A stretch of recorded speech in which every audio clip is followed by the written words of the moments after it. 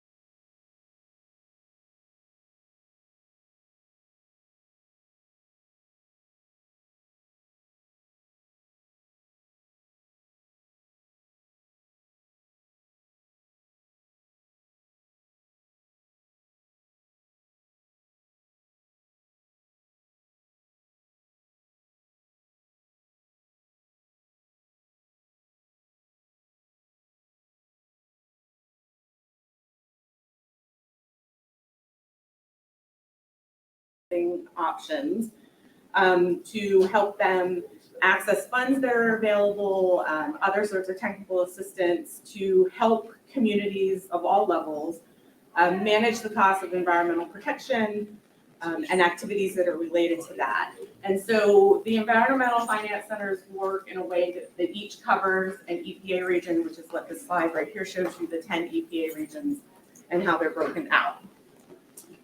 So there's actually three types of environmental finance centers. We have, the first type is considered regional multi-environmental media. So that means working within one EPA region, we cover air, water, and land, essentially. The second is regional, with water infrastructure with bipartisan infrastructure law. So these EFCs are focused specifically on helping communities access the bipartisan infrastructure law funding that is available through state revolving funds. We at the Environmental Finance Center at the University of Maryland are categorized as 1 and 2, so we do all of those things.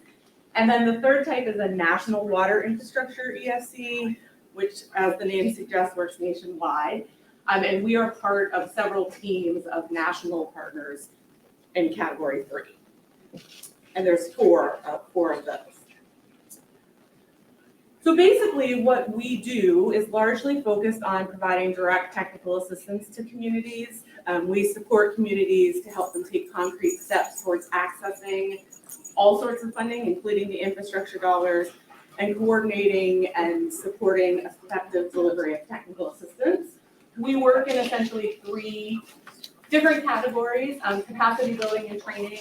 We do a lot of local government leadership training. We have online and virtual training courses that people can take. We do collaborative training for different communities. We also have what's called MOST, the Municipal Online Stormwater Training Center, which is a suite of courses and videos and case stories that people can access to learn more about all aspects of stormwater management.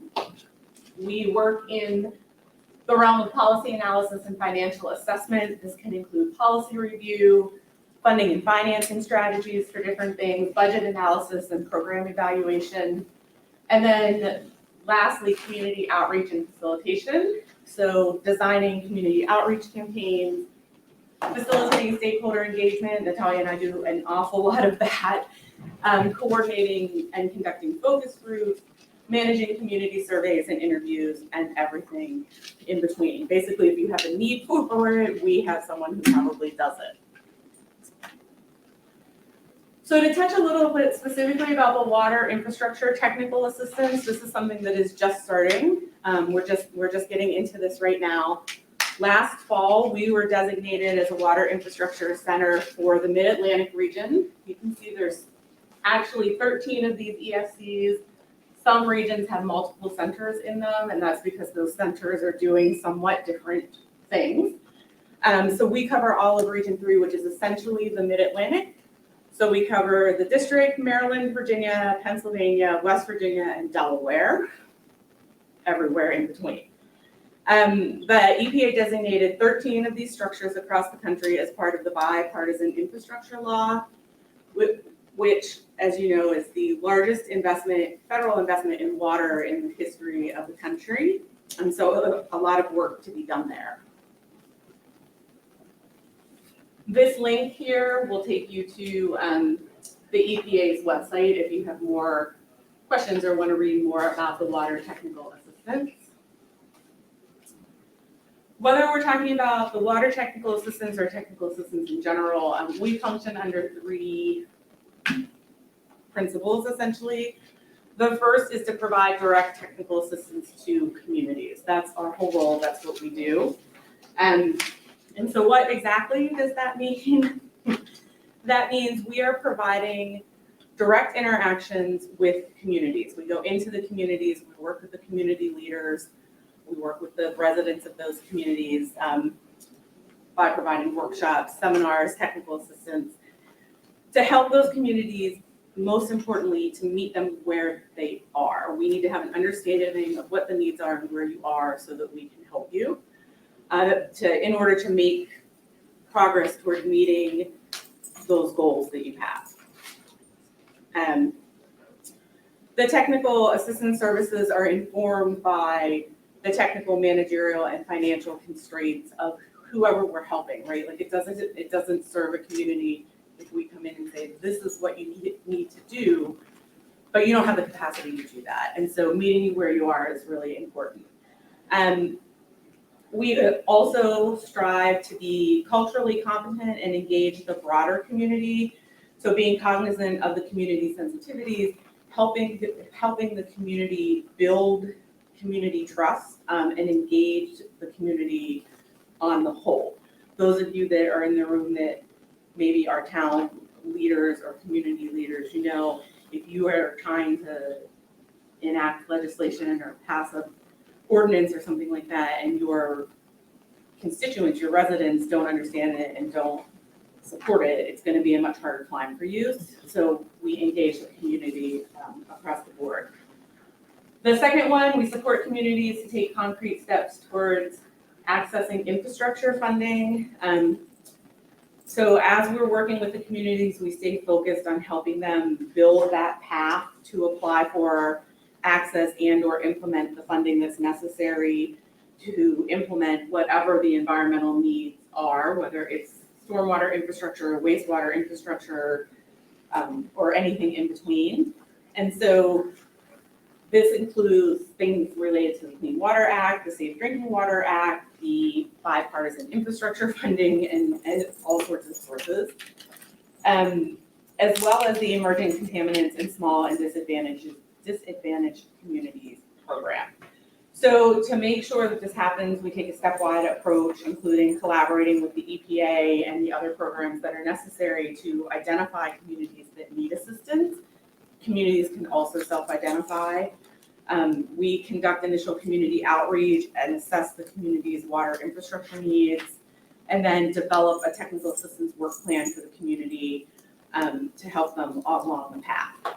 And then lastly, coordinate and collaborate to support effective delivery of technical assistance.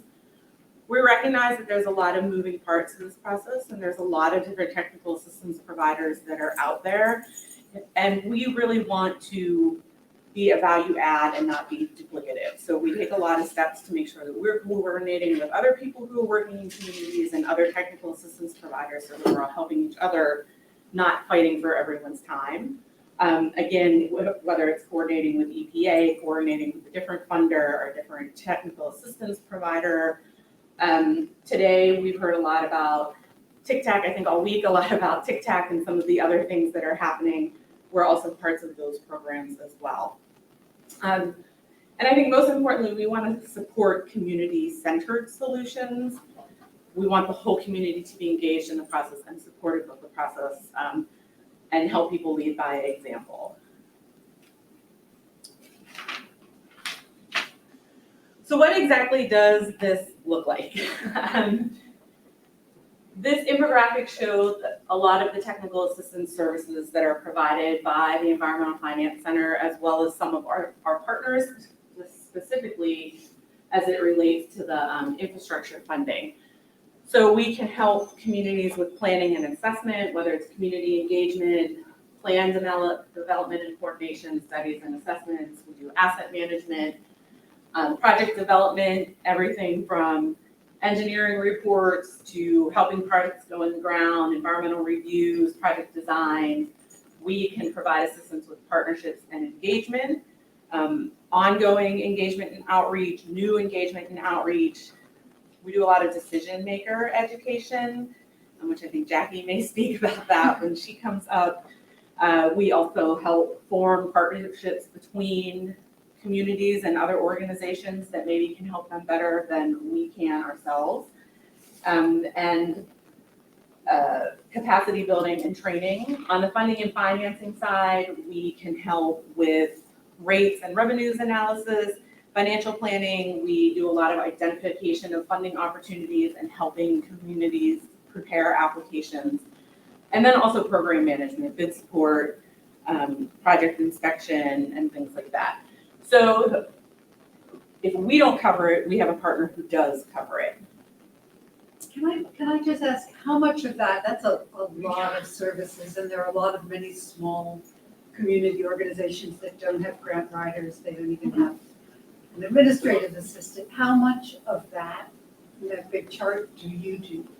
Or do you outline them what the process is and then they find somebody else? So it depends on the situation, right? And so we do a lot of this. We also have partners that do this. This slide was developed specifically related to the infrastructure funding. And so through that Category 2 designation that we have money to do this for communities. So if your community comes to us and you identify lead service line mapping and replacement as a need, we have money to provide technical assistance to help your community write that application, make sure it gets supported, submitted to the SRF program in your state, and help you through that process. In other instances, sometimes when we work with communities, and we'll talk about this a little bit more when we're talking about some of our community examples, we partner with communities to be written into grant applications to help them. And so it really depends on what pot of funding that we are talking about. The Finance Center itself is 100% soft funded. So we have to have grant funding to do all of our work. We're housed at the Spine Institution, but we do not get any money from them. So everything that we do has to be funded through some sort of funding situation, just like everybody else sitting in this room, right? And so we have some pots of money that allow us to just provide that technical assistance. We have other instances where we work with the community to be written into a grant to help them with things. And then we also have situations where, for example, Prince George's County, we have a master service agreement with them, so they pay us to do outreach for them on specific things or to lead certain programming for them. So the answer really depends on what the situation is. Is that helpful? But ultimately, the end result is we want more communities with access to federal, state, and local funding and the capacity to fund and finance quality projects and reliable services for the communities and the constituents. So our specific Region 3 water technical assistance goals are to provide direct technical assistance to communities, to support communities to take steps toward accessing water infrastructure funding. So again, that is things specifically related to clean water, drinking water, issues related to lead and emergent contaminants, to coordinate and collaborate to support effective delivery of the technical assistance. In other words, if we aren't the right fit, we're going to connect the community with our partner who is, and then they will pick up the role of technical assistance. I think this one's really important for this infrastructure funding in particular. We are prioritizing underserved communities. They could be urban, they could be rural, it doesn't matter, anywhere in Region 3, with a goal of 40% of them being Justice 40 communities. We have the goal of annually providing 10 deep dive and 30 to 50 light touch technical assistance opportunities specific to the infrastructure funding. That's aside from what we do in our normal everyday lives. The logos at the bottom, those are the people, the entities that are partners with us on this Build Infrastructure Category 2 EFC. So we're working with the Water Center at the University of Pennsylvania, West Virginia Community Action Partnership, Moonshot Missions, CERCAP, Quantified Ventures, RCAP, and then also the School of Public Health Siege here. And so as you can see, some of those are very specific, right? The Water Center at the University of Pennsylvania, they're helping us in Pennsylvania. Others like Moonshot Missions are helping us across the region. So how people can reach us, specific to this infrastructure technical assistance, the water technical assistance, the EPA has an intake form on their website that a community can fill out. It asks you, this needs to be a community, not like a nonprofit or something like that. So the town or the county or the borough would have to submit it. Or the utility. The utility themselves. And then we also have an intake form on our website. Some communities are being referred to us by the state. So the states are really helping us to identify communities that could use technical assistance related to drinking water, wastewater, and lead issues, but maybe don't know that this technical assistance is available to them. And then people can email us directly as well. And then there's a QR code there. There's some links that'll help get you to the right place. And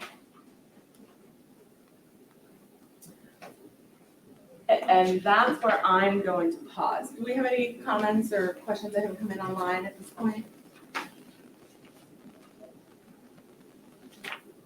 No. Okay.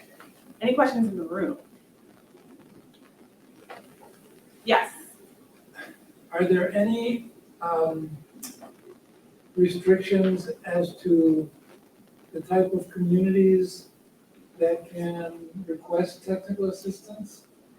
Like demographically or economically?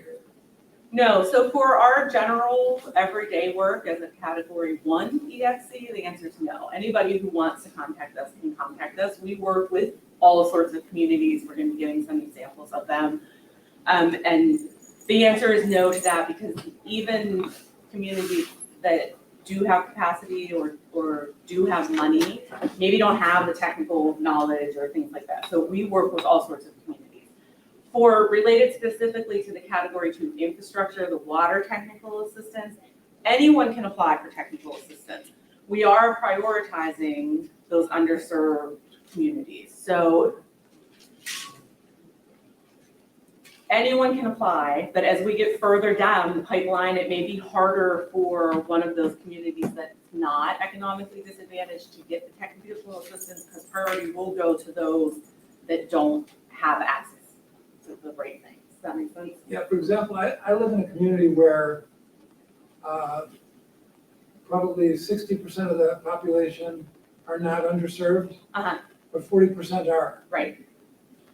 So the way that underserved is being defined depends on the state. So each state within their state revolving fund guidelines sets what they mean by disadvantaged. And so it is possible that a community is categorized or meets the state's definition of disadvantaged, even if there's there's a sector of the population that is clearly not disadvantaged. You know, it all comes down to how the state is defining it. And that comes into play because when you submit an application to the state revolving fund to get access to these dollars, you are given preference, like underserved communities are often given preference in the state system, and so that's why that is coming into play. So you really have to, and that's part of what we do, is help a community figure out if they meet that disadvantage criteria from the state or not. And so like, for example, I'm the state lead for Maryland. Maryland has set what their disadvantage criteria is, but Maryland is also referring communities to us for technical assistance that may not meet that disadvantage criteria, but have a score of 75%. They meet the 75% requirement on, or the categorization in the EJ screen. And so Maryland's using two separate things to refer communities to us, and it's possible that you meet one, but you don't meet the other. So there's a lot of, moving pieces and parts. So if we have a question about whether we are eligible, we should contact you. Anyone's eligible. It's just, it's gonna eventually, because we have this requirement to meet 40% underserved communities, right? Eventually, we may reach a point where we can only help underserved communities, if that makes sense. Because the EPA has set goals and guidelines that we have to meet because of the funding. But yes, if you have questions, just reach out to us and we can help you figure that out. Also, a community does not need to be underserved to apply to the state revolving fund, right? So any community or system can apply for state dollars. It just is, there's point differentials and things like that with the different states that help you in certain cases. But anyone can apply. Okay, Yes. Thank you. Sure. Who do you all work with in Virginia? And do you all have a Virginia lead person out of EFC? Yes, the Virginia lead out of ESC, her name's Kelsey Brooks. Natalia and I are both also on the Virginia team as well. Okay. And then do you all work with DEQ? Yes, so in Virginia, we are working with DEQ. DEQ is referring communities to us. Good. We're also working with Department of Health to get community referrals, but communities can also self-identify by either emailing us or completing the intake form.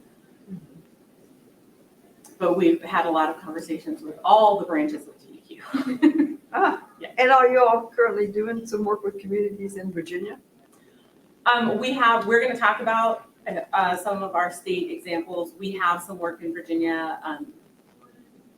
We don't have any current work in Virginia, but we have recently completed some work. Okay, great.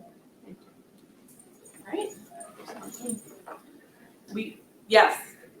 Over here. I'm assuming that you have partners in Washington, D.C. Washington, D.C. So for the infrastructure dollars or just in general? Both. So in general, yes. The infrastructure dollars in the district are completely different because the district is its own governing entity, right? And so in the District of Columbia, essentially all of the infrastructure dollars related to, they all go to DC Water, basically. So they either go to DC Water or they are, the way the infrastructure dollars are handled in the district for things that aren't through DC Water is through a grant program. And so they use those infrastructure dollars to fund grant programs that people apply to do projects. And so the district is different in the sense of they don't have communities that are applying for their state revolving fund. That's not how it works in the district. So like Petworth can't apply to the district for state revolving fund dollars to do a rain garden. They write a grant proposal. So the district is just set up differently, if that makes sense.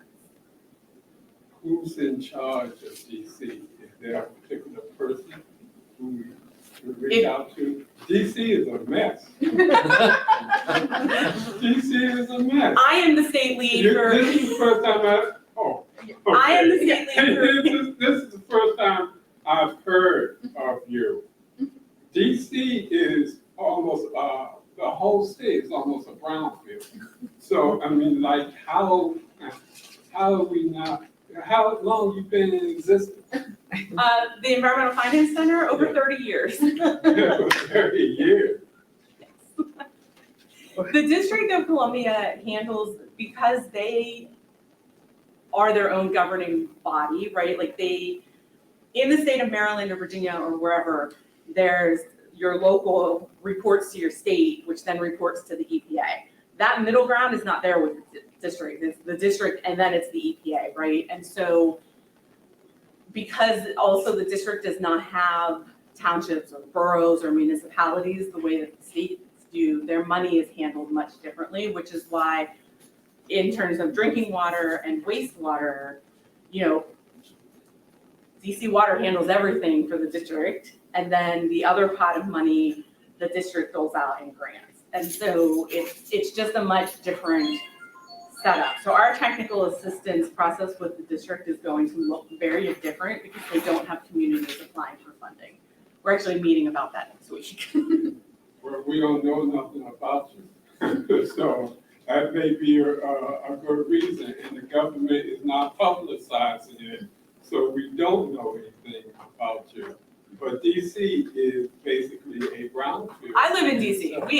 I'm very well aware, yes. It's just a different, the district is a very different process and they tend to handle things internally, and that is not something that we can necessarily change. Yes. Okay. My name is Sean Moore. I work for DC Water. So you get a lot of the, you are the direct recipient of the infrastructure dollars related to that because DC Water handles all of that for the district. That's just the way it is. You know, a large chunk of that is going into our Live Through DC program. Right. So we're replacing the water service lines, and we're also making some major infrastructure improvements in terms of flooding.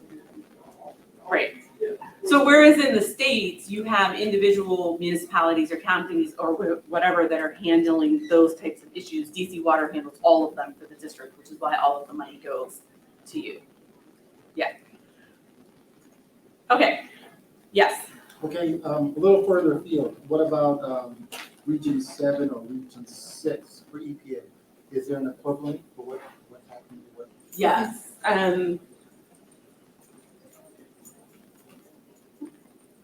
So for the infrastructure dollars, Region 6 and Region 7 are handled out of the University of New Mexico and Wichita State for specific to infrastructure dollars. They are also both still Category 1, 2, I believe. And we have really close ties with them, so if you need help connecting with either of those offices, reach out Yeah, to if you us. catch up with us afterwards, we can give you We can- contact information for those regions. Okay, so then I'm gonna turn it over to Natalia to talk about some other funding sources that are available. Can everyone hear me if I talk this loud? Yes. Okay. So we are the Finance Center. We are going to talk about funding opportunities, but to talk about every single funding opportunity, I would be up here, you know, for hours, especially considering the amount of money that we know is being thrown into some of these federal programs. So I'm going to give a brief overview, and then I'm happy to help answer questions as we go through. So I know one of the big things that we have been talking about this morning and throughout the symposium overall is all the federal money going into two different programs. There's the Bipartisan Infrastructure Law or Bill program, and then there's the Inflation Reduction Act. So the bill, Bipartisan Infrastructure Law, it's also known as the Infrastructure Investments and Jobs Act. So if you hear that, it's interchangeable. And as Michelle already mentioned, it's the single greatest investment in water infrastructure in our nation's history. There's $55 billion just going towards water infrastructure through that program. One thing that Michelle touched on as well is that program is, the money is being doled out in several different ways, right? So a lot of money is going through the existing state revolving loan program, specifically that water infrastructure dollar funding. And one thing that has been recognized is it's not the easiest funding process to get through, to apply, and to successfully get money out of it. So again, we're here to kind of help play the helping put together really competitive applications piece. The the I cannot speak today, I'm so sorry. The Inflation Reduction Act was passed in 2022. And that law aims to curb inflation by reducing the federal government budget deficit. And it does things as well as having programs for lowering prescription drug prices, investing into clean domestic energy production, and promoting clean energy. So there are several funding programs that fall under these. Some of them are listed here. It is not an exhaustive list.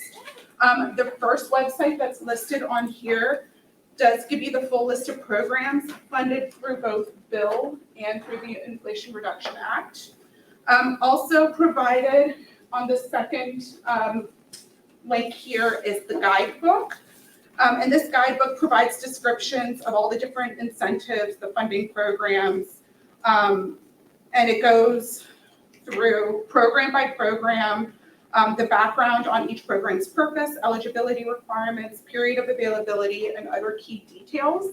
I will warn you, it is several hundred pages long, which is why we're here to help you kind of navigate what that means and where the best pot of funding is for the type of project that you're trying to get done. And then another thing worth pointing out is that while this is federal dollars, it's being spent down by the state. So different state agencies are in charge of different parts of it. So in Maryland, there's the Solar for All program that's being run by MCEC. The Maryland Energy Administration is also doing a bunch of things. So part of it is just trying to navigate the infrastructure, the pathways down through which the funding is coming through. So getting back to Michelle's presentation, it's important for you to do an assessment Correct. in order for you to be able to advise Which pot of money which is, kind of money. yes. So the very first thing we do if a community contacts us is a needs assessment, right? Or like, for lack of a better term, I'm gonna say an interview, understanding what are your top priorities, because we understand you may have many. So what are your top priorities, and helping to kind of identify the potential different sources and what's the best fit for you in your current situation. Thank you. Yeah, for sure. So let me just furthermore, therefore, you all would come into, say, Virginia, to a community if we found somebody that needed. Yeah, so we definitely have travel money. We would Okay. start with a phone call with all the decision makers, whoever Sure. needs to be in the room, Sure. understanding.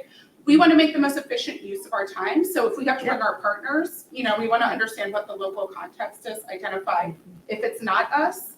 We're happy to help manage and oversee all of our partners, but like if it's not us, who should we pass you off to? And then how can we check in over time to make sure progress is being made towards the work plan we put together? Right, yeah, because we're working with starting to work with several communities, looking at critical infrastructure, Mhm. including, what are the risks they're facing with climate change, basically, because we're in the climate change Yes. arena. So, but part of what we will do further along is to point them in direction of funding. And you all are already doing all this, like, we do not have to reinvent this wheel here, because Correct. we can invite you to come in then and talk. Yes, and I will say in terms of Virginia and any other state that's in the room that is not Maryland, we appreciate connections. Good. That's part of the reason we're working so closely with DEQ is because we recognize the fact that, and look, I worked in University Virginia of- for yeah. 20 years, like I have a lot of Virginia experience. But unless it's a Okay. community that I've worked with before, Yeah. people are like, University of Maryland, why Right. does Maryland Well, care about Virginia? There is a disconnect there, which I've Absolutely. always seen, so I'm, We again, see so it as happy well. in DC to hear more Yes, and what y'all can do, willing to do, what you have travel money to do, because I always kind of see you all doing things in Maryland. It's like, wait, and what happened to And Virginia? a lot of it is word of mouth referrals. So, Yeah, yeah. Yes, okay, and well, we we will be back in touch with you, recognize- yeah. we appreciate that. We Yeah. recognize the challenge of walking into a state that is not Maryland, Right. and trying to get them to Right. understand. Right. We work throughout the Mid-Atlantic, and we have, Yeah. like, so for example, we have people who live in Delaware, that work in Delaware, Okay. but they're still part of the University of Maryland Environmental Right. Climate Center. And so Right. we recognize the challenge of the name as well, and welcome Yeah. connections and referrals and things like that, because that is how we get a lot of our work, is through word of mouth, which is why these fine folks are also here today. And so that's money that goes basically to localities, is that right? And then, as in. So it depends on, Opposed to NGOs. so when it comes to water infrastructure, that's going directly to the states, so you have to apply through whatever Oh. state program is. Okay. Like an NGO could not get the infrastructure dollars, you are correct, yes. There was a question over here.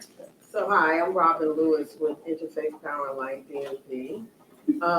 So I work with churches. In particular, I work with various interfaith, but my focus is on the Black church.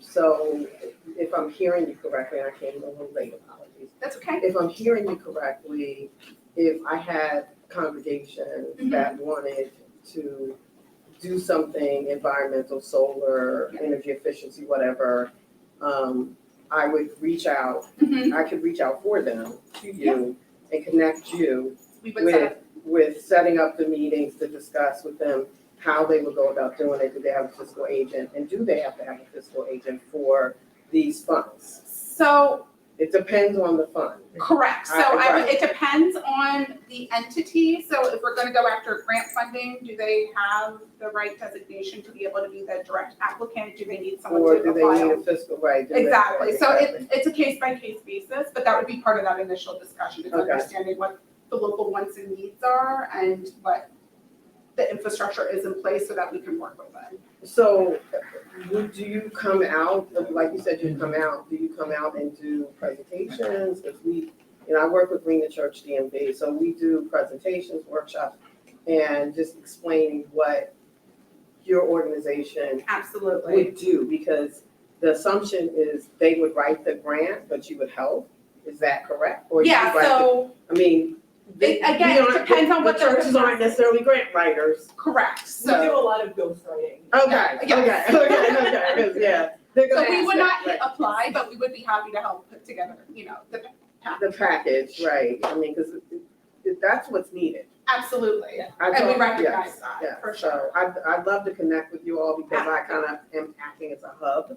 And one of the conversations that was had before lunch in the session I was in is, it's so much more, it's a more efficient use of funds if the church can be the direct applicant, because the overhead rates at the university, it's just a more efficient use of money overall. So we would be open to having all of those conversations. And yes, we will go around and give presentations and talk about different opportunities, if as needed. I'm going to Eagle Harbor this evening to talk about septic system. So just depending on what the local, needs are, we can definitely arrange to have presentations and go out and about. Okay. I got you. Great now. question. Our Our contact information's on the last slide too, so Okay. don't worry. There was another question, I'm sorry. Yes, I know that you told the gentleman that Maryland is, your colleague told the gentleman, sorry, I'm Shakita Battle with BJ Jones, it's a company here in the area. Okay. But I love, taking care of, being a good neighbor, right? A good citizen, whatever, how you say it. But you told the gentleman that Maryland is like a 70 or 75, so you look for like 40%, but I think about those, as you go further up, like 270, you get more into the more rural areas where the needs are different, than the DC metro area. I remember teaching at a high school, and every time, often I would walk down the halls and then I couldn't breathe.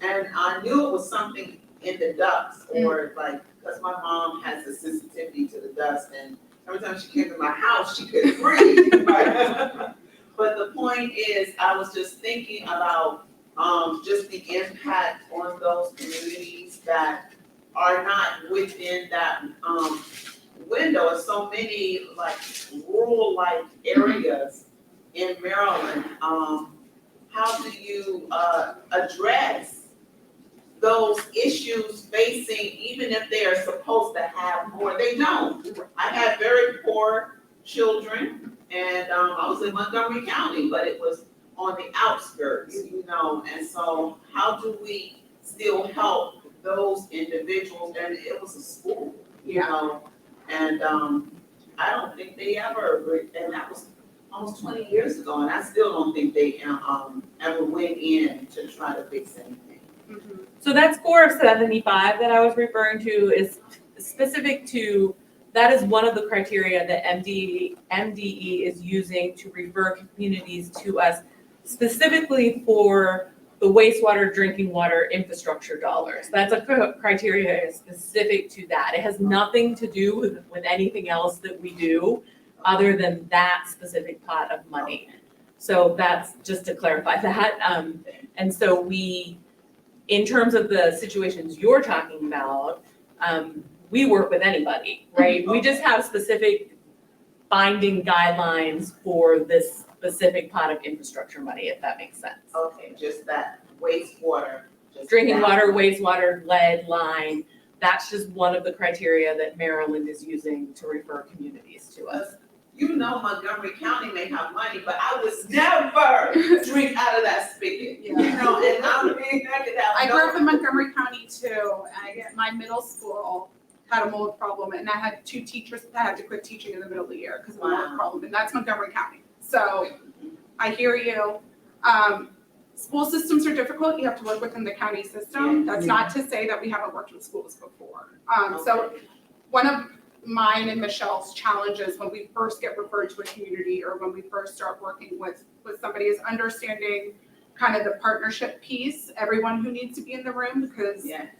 the decision makers ultimately need, you know, to be part of the conversation, and how do we facilitate those conversations amongst different organizations and Great. groups. Thank you. So, These are great questions. so the only real restriction is that the entity has to exist within Region 3 of the APA. To have a To scoping call. work with you. Yeah, absolutely. That's it.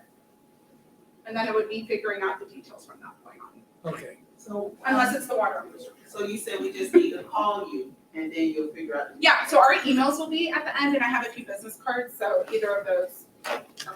But you're saying you're also identifying funding that can go to NGOs.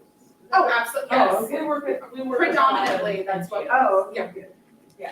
We work in the NGO space, we're self-funded, so we understand the landscape and the partnerships that need to be built. Yeah, and I think it gets confusing because we have 2 separate realms of technical assistance we're talking about. We're talking about the things that we do in our everyday, day-to-day, 30 years. 30 years worth of EFC world, which is we work with anyone, anywhere. And then we have this very specific category of infrastructure dollars for drinking water, wastewater, and lead, associated things. That has some restrictions attached to it. But anybody in Region 3 can send us an email or call us and say like, hey, we're interested in talking about this. I had a conversation yesterday with the riverkeeper at Shore Rivers about some stuff that they want to do. So like, anybody can call us and talk to us about opportunities or issues. It may be that we have an existing pot of money that we can help you through. It may be a case where we say, hey, we could partner on a grant to do this, or we can refer you to someone else to do this. So as Natalia said, it really is a case-by-case conversation. The only restrictions come From that. with that Yeah. infrastructure dollar. Yes. Yeah. Was there another question? Yes. I just wanted to say that I work for Siege, so I'm involved in the Tic Tac, the thriving communities. And a big part of the Tic Tac, which is $12 million that was just received by the National Wildlife Federation and the University of Maryland, is finding people to give the money to. Yeah. Dr. Wilson and his colleagues have been very successful at helping the EPA restructure these requests for proposals. But whereas in the past, money used to just trickle out of the spigot, now the water is knocking people down. And so a big part of the grant funding that has been received requires the National Wildlife Federation, the Environmental Finance Center, Siege, to give the money away, to find under-resourced communities, and especially environmental injustice burdened communities that have not had access to the money in the past. And so you see at the top, the mini grants, that's $20,000. That's money that's come through the Robert Wood Johnson Foundation. Dr. Wilson received $2 million. He has to give $1 million away in 2 years. You know, so this symposium really, hopefully, will make you aware so that you can make your networks aware to ask for this technical assistance so you can get money where money has not traditionally gone. Does that apply to DC as well? That applies to DC also. In fact, Empower DC is one of the hubs of both the Mid-Atlantic Climate Action Hub and the Thriving Communities Technical Assistance Center at the EPA. So yes, I mean, communicate with Parisa or Dr. Janet Phoenix, and they can give you information. So I'm looking at the time. I really, really appreciate the dialogue. I'm going to power through because we do have community representatives here who are going to talk about how they have partnered with us and their experiences and may have some lessons learned. So I do just want to power through, but there's still plenty of time. I'm going to keep going here. So I am not, so grants, funding, and technical assistance. We've already talked about most of this. I'm not going to talk about match or tic-tac. There were 2 sessions this morning on it, and already talked about it a bit. So in addition to, for our role as a finance center, in addition to knowing, you know, kind of where all that federal money is going to and how to tap into it, we also keep our eyes open for individual foundations and things like that, and how you can access those monies. One of those is called FREE, Frontline Resources Institute. And they support frontline communities working to advance environmental justice and climate justice by providing the resources and technical assistance to build a world where we can all achieve healthy, safe, and sustainable environments. They just had their first round of funding, but it is a new organization giving out funding. And things that they've funded this past year included everything from working on issues from pesticide reform to food sovereignty. So again, this is just to say we have our eyes out there to see different available opportunities and different pots of money to tie you into. I do want to point out there are environmental justice grants through the EPA. The link takes you to a hub that shows you all the previous requests for proposals and then what's been funded in each state through those programs. And then you can also sign up for the EPA grants update listserv. So anytime that there's a new funding opportunity that's dropped or that they change the guidelines and regulations around different funding opportunities that exist, you can be on the listserv to be the first to know. One of our big funders, like I said, we're self-funded, and one of the big partners that we point our communities to is the National Fish and Wildlife Foundation. They are national, but they have, they work watershed wide. So if you are in the Chesapeake Bay watershed, they have the Bay Stewardship Fund. If you're in the Delaware River, if you're up in Pennsylvania and out that way, they have the Delaware River Program, and then they also have specific programs for urban waters. So I'm not going to go into too much detail. Again, there's a lot of grant funding available to you. Another thing that we do is, there's a lot of grants, but there's also different loan programs, low interest loan programs. So helping communities understand pros and cons of each. Obviously people want grants, you don't have to pay it back, but that's not always feasible. So what are the different loan programs? What are the implications long term for going to some of these loan programs and things like that? So another big program we refer people to are the CDBG, the Community Development Block Grants. Again, I apologize, I'm going through it pretty quick. And this has been touched on already, so again, I'll be quick.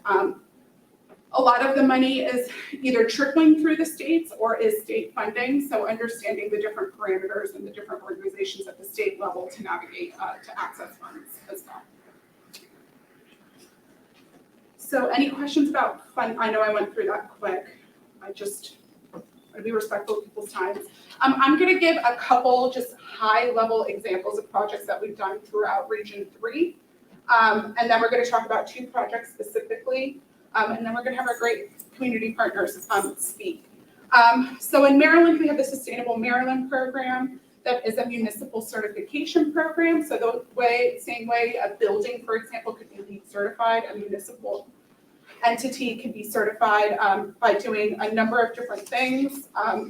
In the state of Maryland, it's been around over 10 years. It's probably the most well-known flagship program of the Environmental Finance Center.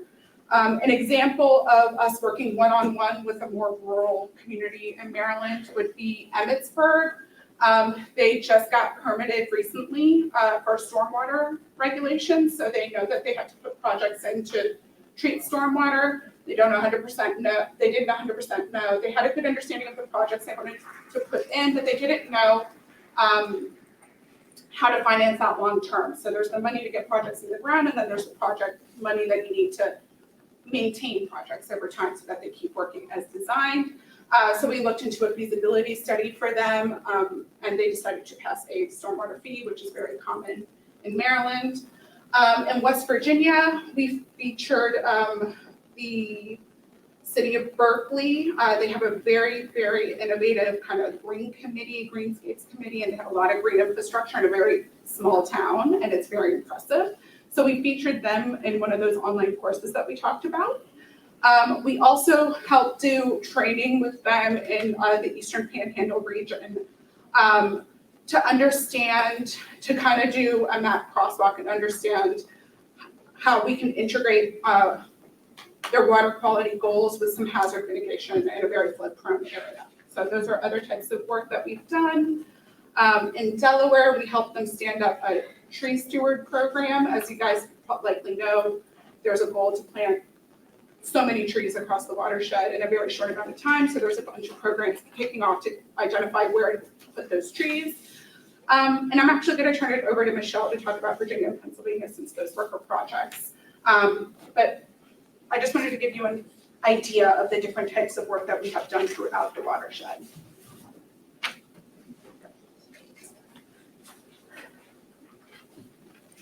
All right, so in Virginia, to get back to Virginia, we recently wrapped a project with the Elizabeth River. The Elizabeth River Project is the name of the NGO.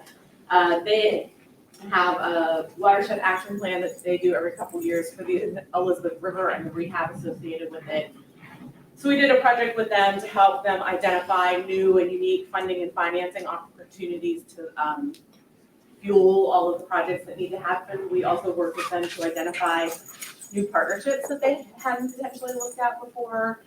We also did something called Seeking Stormwater Solutions cohort learning that was with a bunch of small towns, mostly in Northern Virginia and then down into the more rural parts of the James, where we brought community leaders together to teach them about stormwater and have them really have that peer-to-peer conversation about these are the stormwater issues that our towns are suffering from and how they're dealing with them so they could learn from each other. In Pennsylvania, I'm working with Franklin County Conservation District. They're trying to actually stand up a new NGO that will help them fill the gap that the Conservation District can't provide for some of their constituents, things like helping farmers pay for the permit fees that are associated with applying for a grant, which is money that if your grant's not funded, you don't get back. So helping subsidize some of those costs and taking in sources of money that the Conservation District can't take in, specifically private money, because the Conservation District can't take corporate sponsorship or private money. And then similar to Virginia, we did some MS4 stormwater financing and outreach in the state of Pennsylvania as well. So just to give you an idea of like some of the things we've done and the different types of things we've done throughout Region 3. I want to talk specifically about a project that we have going on now. It's called the Walkable Watershed Project. This project is happening here in Maryland. We are partnering with the port towns, which are Bladensburg, Cottage City, Colmar Manor, and Edmonston. The Walkable Watershed Project is a community-based green infrastructure planning tool. There's nothing unique or new or novel about this concept, other than the fact that it really takes to heart community engagement and input. I think as practitioners, we all have a tendency to seek community input, but then not necessarily incorporate community input. And I say that having sat on both sides of that table, it's a problem. And so the walkable watershed concept considers connectivity, watershed health, ecological stewardship at a community-wide scale.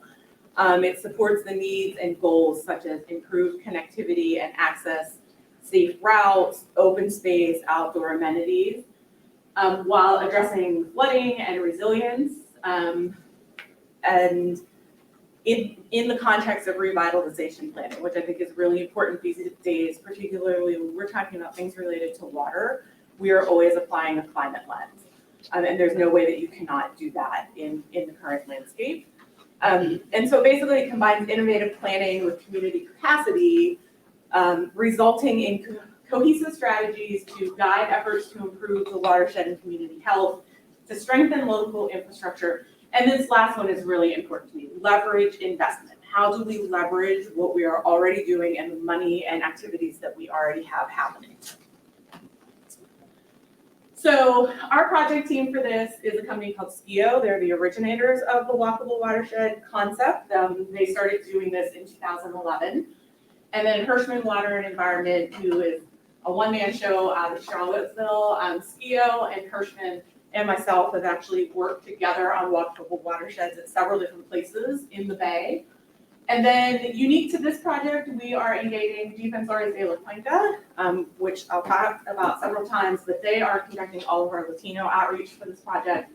And then the port towns, as I said, Bladensburg, Colmar Manor, Cottage City, and Evanston. And then we have an assortment of other entities that are working either in the port town specifically or throughout the Anacostia River watershed. So folks like the Anacostia Riverkeeper, Anacostia Trail Heritage Area, the Neighborhood Design Center, the Low Impact Design Center, and a whole bunch of other folks. As I said, this concept was started by SKIO in 2011. The very first walkable watershed project took place in the city of Richmond. I worked on that project. It started with a very small group of partners and residents in a very underserved community, food desert, no transportation, no grocery stores, nothing. And it was a very small network of folks that started it. And it has grown intensely over the past decade. And the plan that was developed through that project is still being used. It's really provided a roadmap, which is really important. This whole project is funded through the National Fish and Wildlife Foundation through a small watershed grant. Important to note that because it is NIFWIF funded, it does have to have stormwater as the driving force behind it. So everything that we're thinking about relates to stormwater in some capacity. And the whole idea is we will crosswalk existing plans to identify opportunities for greening. So maybe if a community has plans to put in new sidewalks, but they haven't thought about how to make those sidewalks green, how can we make them green? How can we green the things that are already happening? Identifying goals, needs, and priorities from the town perspective. And then, as I said, identifying what the community sees as wants and needs, and to learn about issues from their perspective. So talking to them about how are the students walking to school, where are they walking through fields versus sidewalks versus along the road, what are the destinations that they're trying to get to, where are there things like lacking sidewalks or sidewalks that flood or other flood-prone areas, amenities that are lacking or places there could be amenities, things like that.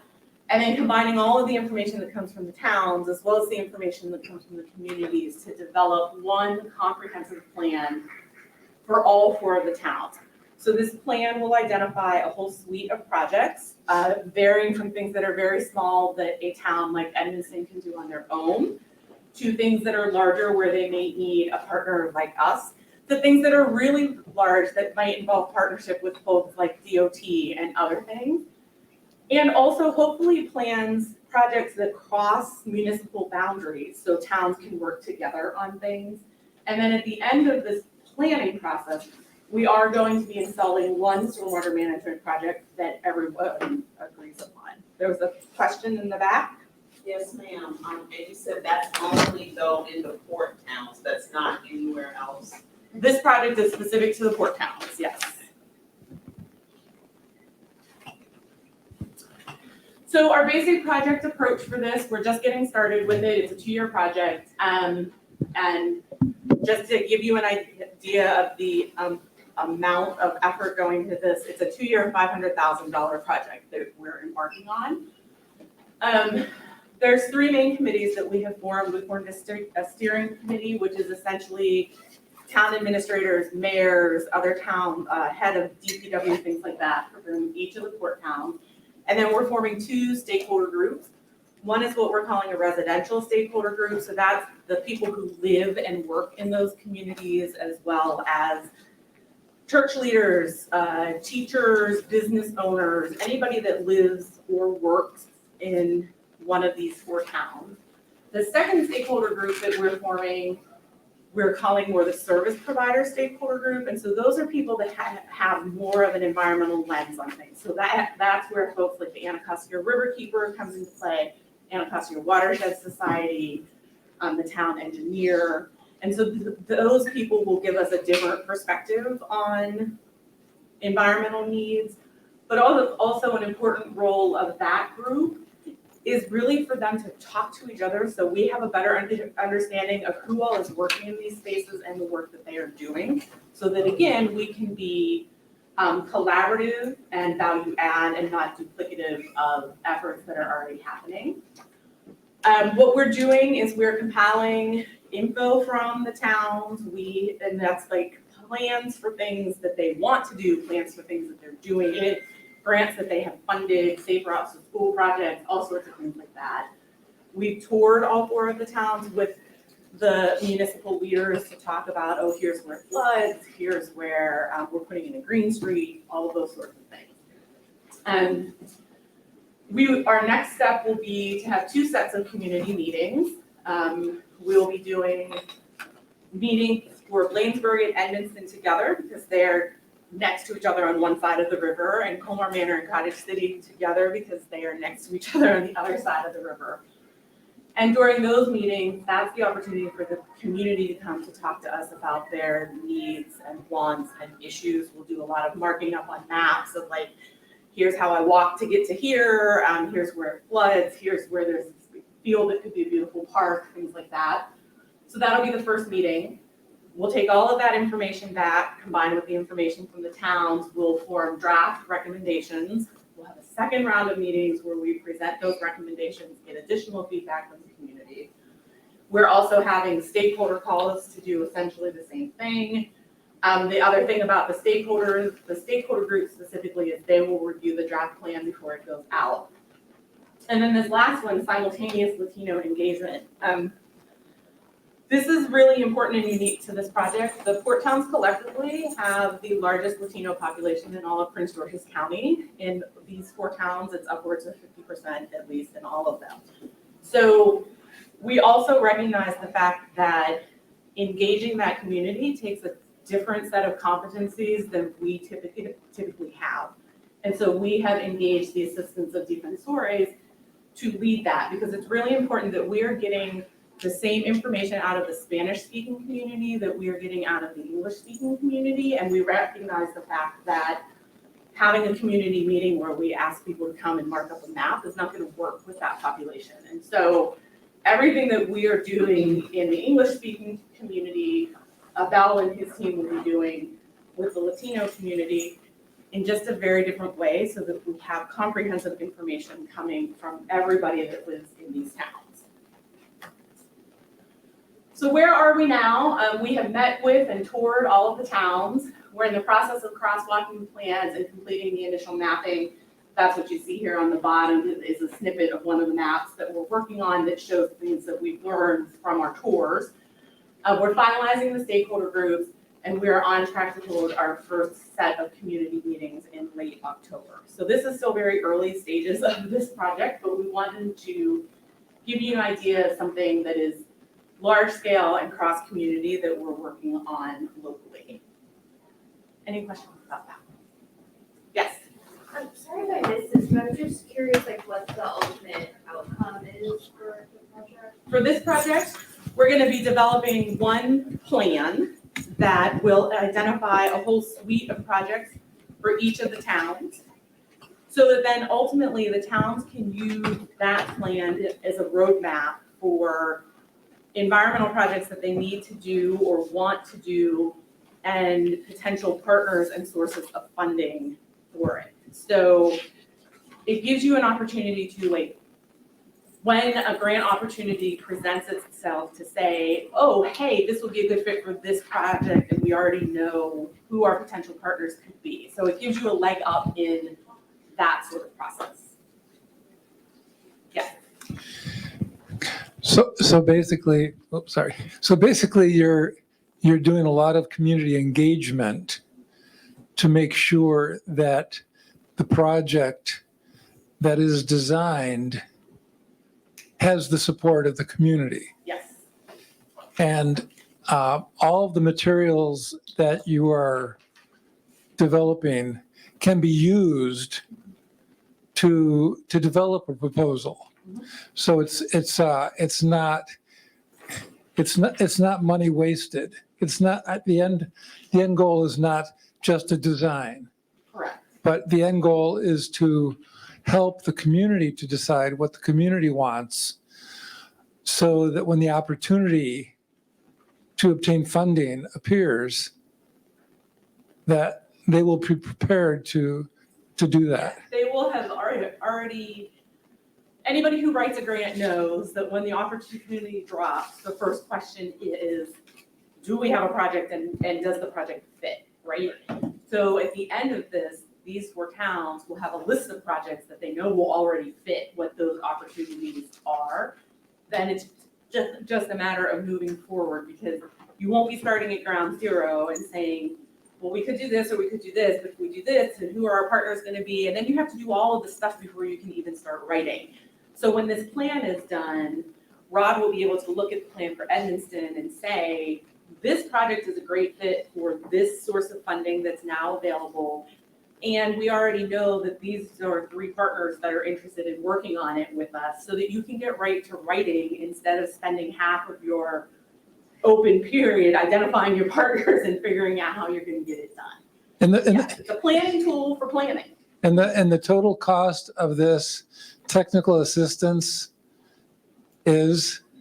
So the towns are paying nothing for it because we partner, so this is a case of where we partnered with the towns on a grant proposal. The Environmental Finance Center wrote the proposal. We were the primary applicant. We are the recipient of the funds. So that grant is paying for us to work for the towns, basically. So we got $500,000, a lot of which is going to our partners, to basically work for the town. So the towns hired us for free. The towns hired us on Midwest dollar, basically, is what happened. So it's a $500,000 project, including implementation. Okay, that's a great deal for the towns. I would suspect that the town managers will say. I was gonna say, we have 5 minutes left, so I think we should bring up, our partners. So do you wanna give a Oh, I quick thought we intro? went to 3:30. Is it 3:15? Yeah. Okay. So yeah, Rod, why don't you, But you can go to. sorry, I thought we had something. No, I'll jump in and follow that with Michelle. We absolutely think the Finance Center is an amazing organization that helps our community, because we're 1,561 residents. We have a staff of 2 administrative people, the town clerk and myself. And so the ability to do this, to get prepped for that grant, and I'm the grant writer and the grant administrator and all of those great things, is just, I can't say enough about how important that is for a small community. And Colmer Manor's the same way, Cottage City's the same way, and Bladensburg, while they're a little bit bigger and they have a little more staffing, it works the same situation. So in this grant, we're impacting the 4 towns population is about 15,000 people.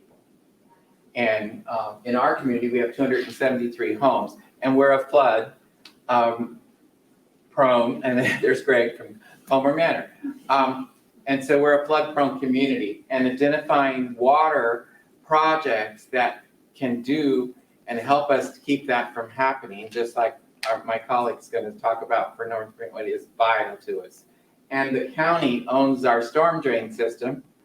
The Corps of Engineers has the levee between, and the Department of Public Works for Prince George's County runs and owns our pumping station that protects us from a flood. So this project is when Michelle brought the port towns together. And the port towns, by the way, work together on a number of projects. This isn't just the only one that they do.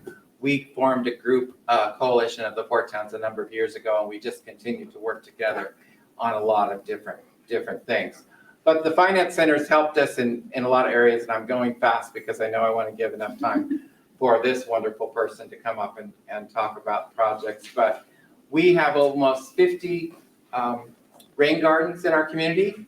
We have been innovative with permeable pavement on our green streets. You can see the green streets on there.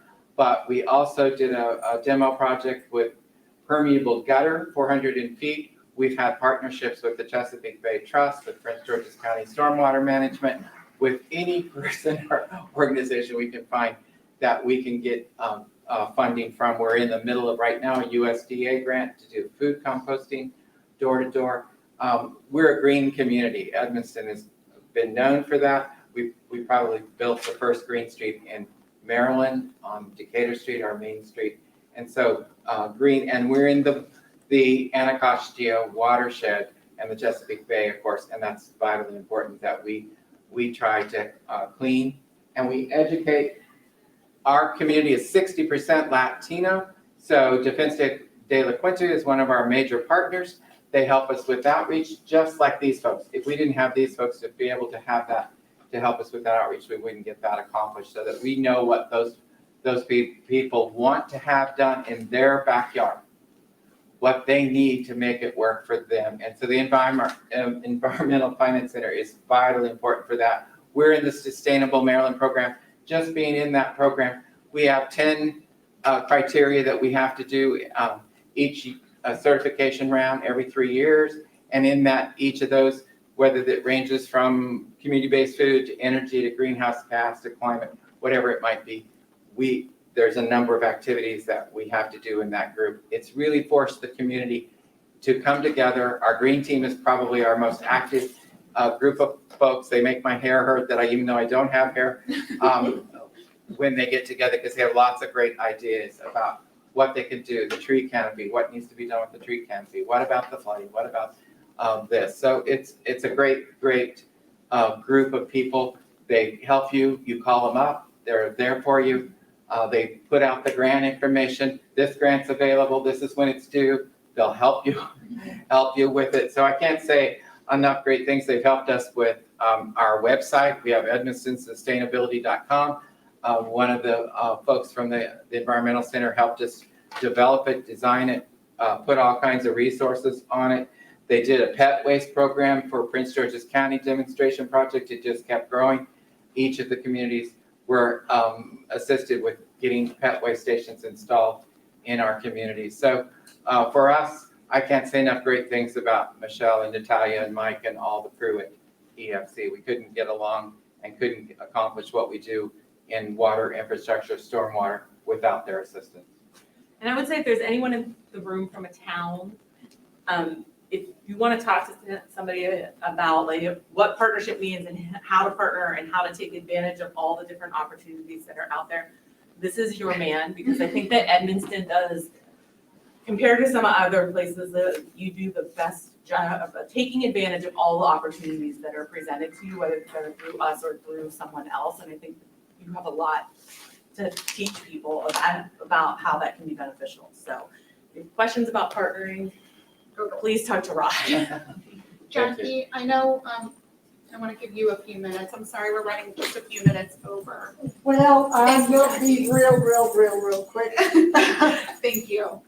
So I've worked with the Environmental Finance Center for many years. I worked with them before they wanted to work with me. I kind of found them through Region 7. I was in Region 7 talking to somebody, and they said, well, you have an environmental finance center right there at the University of Maryland.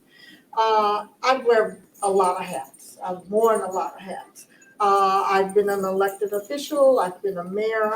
I worked with the Environmental Finance Center to get some of my projects done through them. I have been an executive director for the Maryland Black Mayors. When I wanted to do the MOST program because I'm a watershed steward, and I felt that one of the things that I needed to do was ensure that our elected officials were trained to know what stormwater was, because most of them don't know. I was going to write this grant with the Chesapeake Bay Trust. We got it done through the Environmental Finance Center. They helped do the training for all of our mayors that were elected officials. They helped us from the training part to letting them know where the money was.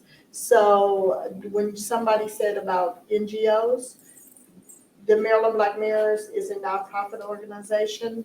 They helped us. When we wanted to go to the second phase, I wrote a grant with the National Fish and Wildlife, and then found out that because we were so small, because I was the only employee, we could not do it. So I went back to the Environmental Finance Center, and they helped take the grant through the University of Maryland so that we could be able to do this. And we had 5 towns, 6 towns that benefited from being able to get the citizens involved to put some stormwater best management practices in those towns. So the Environmental Finance Center, I mean, I've worked with the state of Maryland, all of the things that Rod was talking about, I've worked with them. I am currently a town manager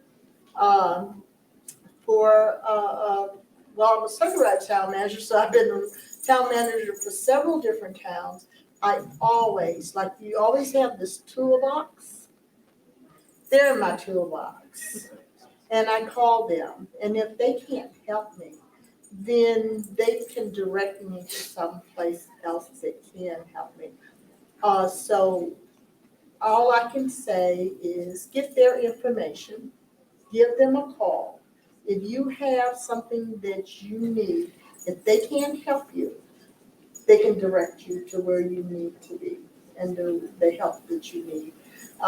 Because whether you're a local government, whether you're just a community, what do you call it, HOA? Yeah. Or whether you are a nonprofit organization, they can either help you, they can figure out how you can get that funding done, or they can connect you with somebody else. And I'm telling you, because I've had literally hundreds of thousands of dollars that they have helped me be able to get for the different organizations and communities that I've worked for.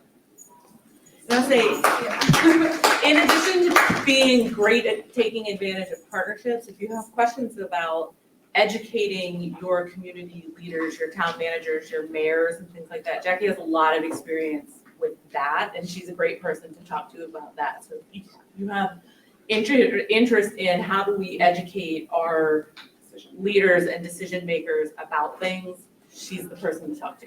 Can I do a slight plug real quick though? Natalia is going to leave here and follow me to Eagle Harbor, which is one of the towns that I work with. And I have been working with a grant from the Chesapeake Bay Trust for the money came from the Prince George County Stormwater. And so one of the ideals that I had was I wanted to be able to share all of the things that we have done with the world. So we didn't do professionally like they did, because I have no idea what I'm doing. I just know what I'm doing and I get people to do it. So we have 6 workshops that we have done since June. And we are going to put them on YouTube. And it's called Eagle Harbor, Maryland Stormwater. And we have our own channel, and all 6 of these workshops are going to be there. So Natalia's going to do, one, I think it's workshop number 5. But we have workshops about climate change. We have workshops about the project that they're doing. So it's going to be all go online, the 30th of September. What's it called again? It's the Eagle Harbor channel on YouTube, and it's a stormwater. And any of those words will take you to our channel, but it's the Eagle Harbor stormwater workshop. And we have our own channel, so you'll be able to find us. So, if you don't have anything to do one Saturday and you want to know something, go and look at one of our workshops. Could I just say that Chesapeake Bay Trust people are going to be in this room for the next session. Okay, and so you can ask them about me. Thank you, everyone. I have business cards up front, and here's our contact info. If you want to- Take a card. If you have additional questions, we'll hang around if you have things you want to ask us. Hi, I'm Robin Lewis. I'm with, Interfaith Power Line. I work with I've known about it, but I never met you. So I've lived in Prince George and Suitland, now we moved out to Bowie, but lived in, right off Branch Ave. My pastors and everybody, everybody comes down your way. You're down, 15 years down south, right? So I wanted to connect with you because I've worked with a lot of, For the rest of the entities. all the connection, we just had a safe. I wish I had known, I would have liked you, but we had Reverend People Brown, this was Black Church was big network. You're welcome. And if you email us, we can tell you, So we can get you I just contact wanted to before, Region 6 and 7. so can I get your email? So I can connect with Let's see, there's one in here. Thank you, Brad. So you're Hi.